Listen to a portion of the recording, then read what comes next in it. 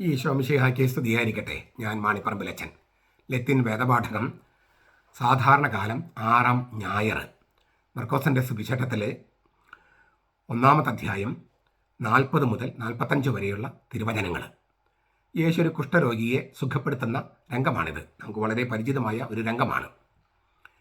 കുഷ്ഠം, അതിന് ഇതിൻ്റെ 1-ാമത്തെ വായന ലേവ്യരുടെ ഗ്രന്ഥത്തിലാണ്, 13-ാമത്തെ അധ്യായത്തിൽ നിന്ന്. 13-ഉം 14-ാം അധ്യായം മുഴുവൻ കുഷ്ഠവുമായിട്ട് ബന്ധപ്പെട്ട കാര്യങ്ങളാണ് ലേവ്യരുടെ ഗ്രന്ഥം. അവിടെ ഹെബ്രായ ഭാഷയിൽ ഉപയോഗിച്ചിരിക്കുന്ന വാക്ക് സാറാ അത്ത് എന്നാണ്. സാറാ അത്ത് അതാണ് കുഷ്ഠം എന്നതിന് ഉപയോഗിച്ചിരിക്കുന്ന വാക്ക്. ഈ വാക്ക് നമ്മൾ ഉദ്ദേശിക്കുന്ന കുഷ്ഠം, ഈ ഹാൻസൺസ് ഡിസീസ് എന്ന് പറയുന്നത് നമുക്കിപ്പോഴുള്ള കുഷ്ഠരോഗം അത് മാത്രമല്ല. നമ്മളിപ്പോൾ ഈ ലേവ്യരുടെ ഗ്രന്ഥം 13-ാമത്തെ അധ്യായത്തിൽ മനുഷ്യർക്കുണ്ടാകുന്ന ത്വക്ക് രോഗങ്ങൾ അത് അവതരിപ്പിച്ചിരിക്കുന്ന ഈ വാക്ക് ഉപയോഗിച്ചിട്ടാണ്.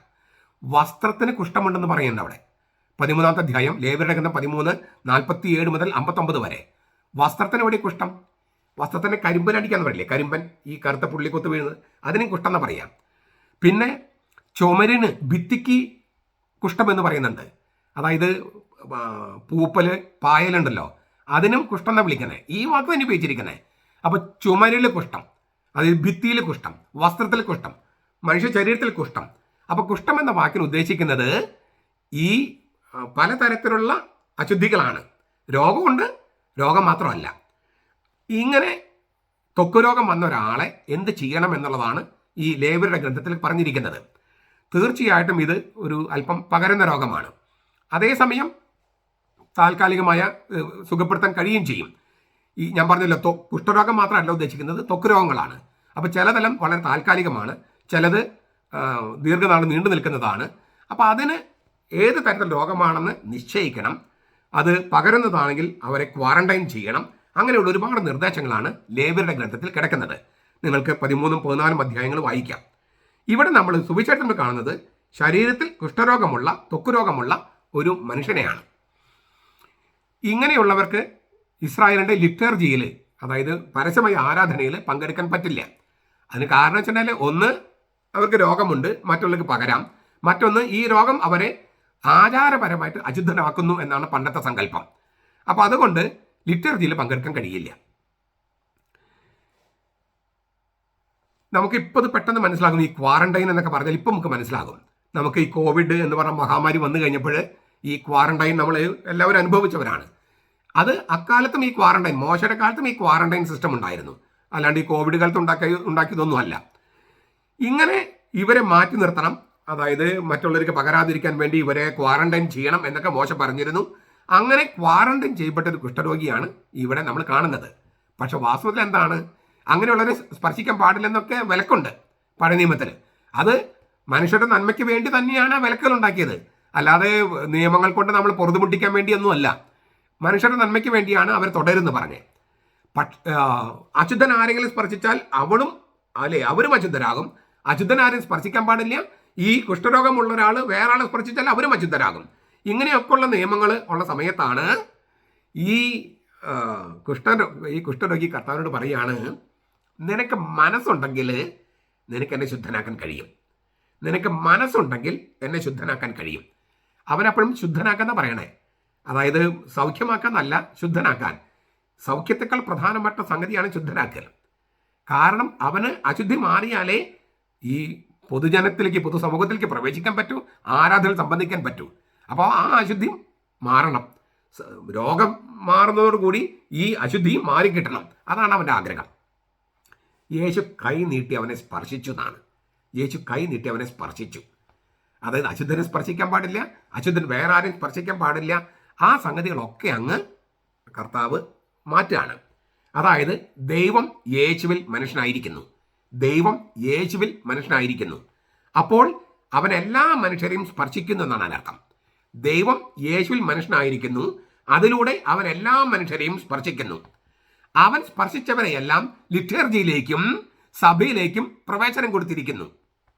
അവൻ സ്പർശിച്ചവരെയെല്ലാം ലിറ്റർജിയിലേക്കും സഭയിലേക്കും പ്രവേശനം നൽകിയിരിക്കുന്നു. അവൻ്റെ സഭയിലുള്ള എല്ലാവരെയും ഇന്നും എന്നും ശാരീരികമായി സ്പർശിക്കാൻ വേണ്ടി സ്പർശനത്തിലൂടെ ശരീരത്തിലും ആത്മാവിലും മനസ്സിലും സൗഖ്യം നൽകാൻ വേണ്ടി അവൻ വിശുദ്ധ കുർബാന സ്ഥാപിച്ചു. ഇത് വളരെ പ്രധാനപ്പെട്ടതാ. സ്പർശിച്ചു. സ്പർശനം വളരെ പ്രധാനപ്പെട്ടതാ. ഒരു പ്രഖ്യാപനം കൊണ്ടല്ല യേശു ശുദ്ധിയോ സൗഖ്യമോ പാപമോചനമോ കൊണ്ടുവരുന്നത്, സ്പർശനം കൊണ്ടാണ്. യേശു കൈ നീട്ടി സ്പർശിക്കുന്നു. അപ്പം ഞാൻ ഈ പറഞ്ഞ കാര്യം ഒന്ന് ആവർത്തിക്കുകയാണ്. ദൈവം യേശുവിൽ മനുഷ്യനായപ്പോൾ അവൻ എല്ലാ മനുഷ്യരെയും സ്പർശിക്കുകയാണ്, അല്ലെങ്കിൽ എല്ലാ മനുഷ്യരെയും സ്പർശിക്കാനുള്ള സാധ്യത തുറന്നിടുകയാണ്. അങ്ങനെ അവൻ സ്പർശിക്കുന്നവരെയെല്ലാം സഭയിലേക്ക് പ്രവേശിക്കുകയാണ്. അവർക്ക് സഭയുടെ ലിറ്റർജിയിൽ പങ്കെടുക്കാം. എല്ലാ മനുഷ്യരെയും ശാരീരികമായും ആത്മാവിലും മനസ്സിലും ശാരീരികമായി സ്പർശിക്കണം യേശുവിന്. അതിനു വേണ്ടിയിട്ട് അന്നുള്ളവർക്ക് മാത്രമല്ല യേശുവിനെ സ്പർശിക്കേണ്ടത്, ഇന്നുള്ളവർക്കും യേശുവിനെ സ്പർശിക്കാനും യേശുവിനെ അവരെ സ്പർശിക്കാനും ശാരീരികമായി സ്പർശിക്കാൻ അതിനു വേണ്ടി അവൻ സ്ഥാപിച്ച ഒരു മഹാ സ്നേഹത്തിന്റെ കലയാണ് വിശുദ്ധ കുർബാന. ഇപ്പൊ നമുക്ക് യേശുവിനെ സ്പർശിക്കാം, യേശുവിനെ നമ്മെ സ്പർശിക്കാം. അന്ന് കുഷ്ഠരോഗിയെ സ്പർശിച്ച അതേ ആള് തന്നെ ഇന്ന് നമ്മളെ സ്പർശിക്കാനും നമുക്ക് അവനെ സ്പർശിക്കാനും സാധ്യത ഒരുക്കിയിരിക്കുന്നു. അതുകൊണ്ട് തന്നെ രോഗികൾക്ക് തിരുപ്പാധേയമായി വിശുദ്ധ കുർബാന സൂക്ഷിച്ചിരുന്നു. രോഗികൾക്ക് കുർബാന, യേശു അവരെ സ്പർശിക്കാൻ അവർക്ക് വേണ്ടിയിട്ടാണ് തിരുപ്പാധേയം. പാധേയം വെച്ചാൽ പൊതിച്ചോറ്, തിരുപ്പാധേയം അവർക്ക് ആത്മീയ ഭക്ഷണമായിട്ട് വിശുദ്ധ കുർബാന സൂക്ഷിച്ചിരുന്നു. പണ്ട് സക്രാരിയിലല്ല ഈ കുർബാന സൂക്ഷിച്ചിരുന്നത്, വേറൊരു കപ്പേളയിൽ തിരുപ്പാധേയമായി രോഗികൾക്ക് കൊടുക്കാൻ വേണ്ടി മാത്രം, ആരാധനയ്ക്ക് വേണ്ടി കുർബാന സൂക്ഷിക്കുന്ന പതിവ് പിന്നീട് ഉടലെടുത്തതാണ്. മുൻപ് അങ്ങനെ ഉണ്ടായിരുന്നില്ല. മുൻപ് രോഗികൾക്ക് കൊടുക്കാനുള്ള തിരുപ്പാധേയമായിട്ടാണ് കുർബാന സൂക്ഷിച്ചിരുന്നത്. നോക്കുക, രോഗികളെ കർത്താവിനെ സ്പർശിക്കാൻ വേണ്ടി കുർബാന തിരുപ്പാധേയമായി സൂക്ഷിച്ചിരുന്നു. ഈ കുഷ്ഠരോഗിയുടെ സംഭവത്തിൽ നിന്നാണ് അതൊക്കെ ഉണ്ടായത്. സഭയിൽ വിശുദ്ധമായ പാരമ്പര്യങ്ങൾ ഉണ്ടായത്. യേശു എന്താ പറയുന്നത്? എനിക്ക് മനസ്സുണ്ട്, ശുദ്ധമാകുക. ഈ കുഷ്ഠരോഗി പറഞ്ഞ ആ കുഷ്ഠരോഗിയുടെ പ്രാർത്ഥനയിൽ 2 കാര്യങ്ങളുണ്ട്. 2 കാര്യങ്ങൾക്ക് മറുപടി കൊടുക്കുകയാണ് യേശു. നിനക്ക് മനസ്സുണ്ടെങ്കിൽ എന്നെ ശുദ്ധനാക്കാൻ കഴിയും. യേശു പറയാണ്, എനിക്ക് മനസ്സുണ്ട്, നിനക്ക് ശുദ്ധി വരട്ടെ. ആ 2 മറുപടികളും, അതായത് അവന്റെ പ്രാർത്ഥനയ്ക്കുള്ള 2 മറുപടികളും യേശു കൊടുക്കുകയാണ്. എനിക്ക് മനസ്സുണ്ട്, നീ ശുദ്ധനാകുക. വാസ്തവത്തിൽ നാം എല്ലാവരെയും സ്പർശിക്കാനും ശുദ്ധമാക്കാനും അങ്ങനെ സഭയിലേക്ക് പ്രവേശിപ്പിക്കാനും ആരാധനയിൽ ലിറ്റർജിയിൽ നമ്മെ പങ്കെടുപ്പിക്കാനും കർത്താവിന് മനസ്സുണ്ട്, ശക്തിയുണ്ട്. നമ്മൾ അവൻ്റെ ആ സ്പർശനത്തിനായിട്ട് നമ്മെ തന്നെ വിധേയപ്പെടുത്തണം. അതായത് അവനോട് നോ പറയാം, എനിക്ക് നിന്റെ സ്പർശനം വേണ്ട എന്ന് പറഞ്ഞിട്ട് കത്തോലിക്ക സഭയിൽ നിന്ന് വിട്ടുപോകാം. കുർബാന വേണ്ട എന്ന് പറഞ്ഞിട്ട് വിട്ടുപോകാം. ഇവന്റെ മാംസം ഇവന്റെ രക്തം എങ്ങനെ കുടിക്കാൻ പറ്റുമെന്ന് അന്ന് യഹൂദന്മാർ ചോദിച്ചതുപോലെ ഇന്നും ചോദിച്ചിട്ട് സഭയിൽ നിന്ന് വിട്ടുപോകാം. ആ സ്വാതന്ത്ര്യം നമുക്ക് നൽകിയിട്ടുണ്ട്. അങ്ങനെ വിട്ടുപോയിട്ടുള്ളവരുമുണ്ട്. പക്ഷേ മറിച്ച് ഈ കർത്താവിന് സ്പർശനത്തിനായിട്ട് നമുക്ക് കർത്താവിൻ്റെ അടുക്ക് ചെല്ലുകയും ഈ കുഷ്ഠരോഗിയെ പോലെ അവനോട് പറയാം, നിനക്ക് മനസ്സുണ്ടെങ്കിൽ എന്നെ ശുദ്ധനാക്കാൻ കഴിയും. അപ്പോൾ കർത്താവ് പറയും, എനിക്ക് മനസ്സുണ്ട്, ശുദ്ധനാകുമെന്ന് പറഞ്ഞ് അവൻ കുർബാനയിലൂടെ നമ്മെ സ്പർശിക്കും, ശാരീരികമായി സ്പർശിക്കും. ആ സ്പർശനത്തിലൂടെ നമുക്ക് സഭയിലും ലിറ്റർജിയിലും പങ്കെടുത്ത് അവനുമായിട്ട് ഒന്നായിത്തീരാം. ഏത് രോഗശാന്തിയുടെയും ഏത് മഹാത്ഭുതത്തിൻ്റെയും ആത്യന്തിക ലക്ഷ്യം ദൈവമായിട്ട് ഇപ്പോഴേ ഒന്നാകുന്നതാണ്, ദൈവമായിട്ട് ഇപ്പോഴേ സംയോജിക്കുന്നതാണ്.